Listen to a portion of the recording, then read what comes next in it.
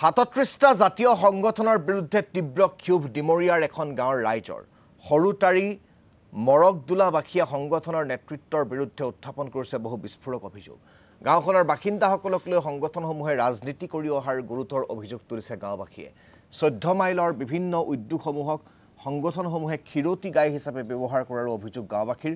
সোণাপুৰৰ GM cook উদ্যোগত মৃত্যু হোৱা দেৱৰাম ৰংহাঙৰ পৰিয়ালে ক্ষতিপূৰণ নোপোৱাক লৈ ক্ষোভ প্ৰকাশ গাঁওখনৰ বাসিন্দাসকলৰ। ভুক্তভোগী পৰিয়ালটোৱে কিমান ক্ষতিপূৰণ লাভ কৰিলে সেই কথা ৰাজহুৱা কৰিবলৈ সংগঠনসমূহক প্ৰত্যাহ্বান গাঁওবাসীৰ।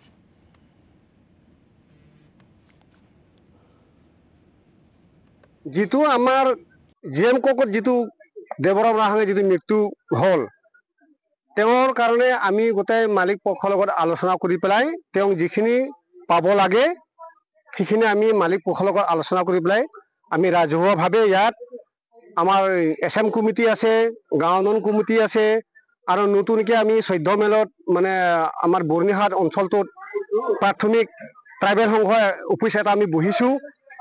কিন্তু অলপ আগতে যে ক'লে যে 33টা সংগঠনে এইটো প্ৰতিবাদ কৰি পেলাই পইচাটো সৰকাই খালে বুলি কৈছে, সেই 33টা সংগঠনত কিন্তু আমাৰ ট্ৰাইবেল সংঘৰ নাই, জড়িত নাই।